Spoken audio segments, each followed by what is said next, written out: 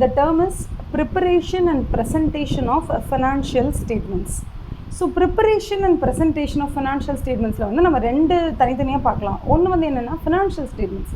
Financial ஸ்டேட்மெண்ட்ஸுங்கிறது என்ன? ஏன்னா ஜென்ரலாக நம்ம நினச்சிக்கலாம், ஓகே பேலன்ஸ் ஷீட் அதான் ஃபினான்ஷியல் ஸ்டேட்மெண்ட்ஸ்னு நினச்சிப்போம்.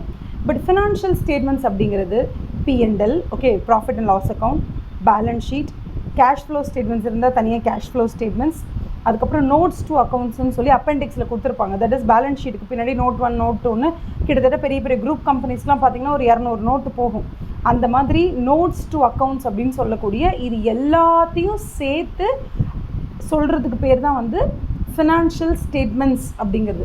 ஸோ ஃபினான்ஷியல் ஸ்டேட்மெண்ட்ஸ்னால் வேணும்னா சும்மா பேலன்ஸ் ஷீட் மட்டும் கிடையாது. Profit and loss account, balance sheet, notes to accounts, cash flow statements, other disclosures எல்லாமே சேர்த்து தான் ஃபினான்ஷியல் ஸ்டேட்மெண்ட்ஸ். இதை ஃபஸ்ட் நம்ம தெரிஞ்சுக்கணும். ஓகே, இது ஒன்று.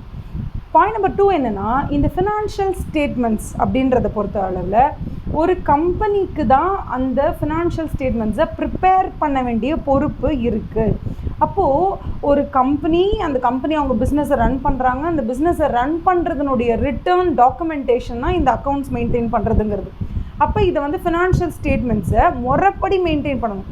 இப்போ அக்கௌண்டிங் ஸ்டாண்டர்ட் 1 ஃபாலோ பண்ணணும், அக்கௌண்டிங் ஸ்டாண்டர்ட் 5 ஃபாலோ பண்ணணும், அக்கௌண்டிங் ஸ்டாண்டர்ட் 12 ஃபாலோ பண்ணணும். எல்லா இண்டேஸையும் கரெக்டாக ஃபாலோ பண்ணி தான் உங்களோட ஃபினான்ஷியல் ஸ்டேட்மெண்ட்ஸையும் நீங்கள் ப்ரிப்பேர் பண்ணணும். அப்போ எல்லா அக்கௌண்டிங் ஸ்டாண்டர்டையும் கரெக்டாக ஃபாலோ பண்ணி ஒரு ஃபினான்ஷியல் ஸ்டேட்மெண்ட்டை ப்ரிப்பேர் பண்ண வேண்டிய பொறுப்பு யாருதுன்னு கேட்டால் அந்த கம்பெனியுடைய மேனேஜ்மெண்ட்டோட பொறுப்பு தான் preparation of financial statements and presentation of financial statements as per the presentation rules.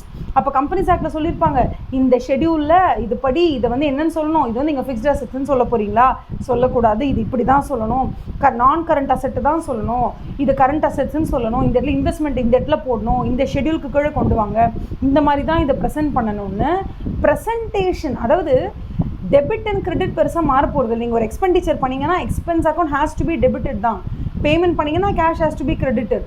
இப்போது இந்த டெபிட் அண்ட் கிரெடிட்டில் எந்த மாற்றமும் இல்லை. பட் இந்த எக்ஸ்பெண்டிச்சர் நீங்கள் எப்படி அதில் காமிக்க போகிறீங்க, என்ன ஹெட்டிங்கில் காமிக்க போகிறீங்க, என்ன சப் ஹெட்டிங், ப்ரெசன்டேஷனுக்குன்னு கரெக்டாக ப்ரெசன்டேஷன் ஷெடியூல்னே ஒன்று இருக்குது. அப்போ கம்பெனிஸ் ஆக்ட் படி அந்த ஷெடியூல் படி தான் நீங்கள் அந்த P&L ஆகட்டும் பேலன்ஸ் ஷீட் ஆகட்டும் ப்ரெசென்ட் பண்ணணும். இப்போ இந்த என்டையர் அக்கௌண்ட்ஸை ப்ரிப்பேர் பண்ணுறது ஒரு வேலைனா ப்ரெசன்டேஷனுங்கிறது ஒரு வேலை. அப்போ P&L and balance sheet as per Companies Act and as per the mandates of CA Institute, அதுக்கப்புறம் வந்து உங்களுக்கு மற்ற ரெகுலேட்டரி பாடிஸ் இவங்கெல்லாம் எப்படி சொல்லியிருக்காங்களோ அதுக்கேற்ற மாதிரி தான் நீங்கள் உங்களுடைய ஃபினான்ஷியல் ஸ்டேட்மெண்ட்ஸை ப்ரெசென்ட் பண்ணணும். ஓகேவா? பட் CA இன்ஸ்டிடியூட் வந்து மோஸ்ட்லி தில் டாக் அபவுட் ஹவு டு ஆடிட்டை பற்றி தான் நிறைய பேசுவாங்க. ப்ரெசன்டேஷன் எல்லாமே வந்து கம்பெனிஸ் ஆக்ட், அக்கௌண்டிங் ஸ்டாண்டர்ட் இவங்க 2 பேர் தான் பயங்கரமாக என்ஃபோர்ஸ் பண்ணுவாங்க.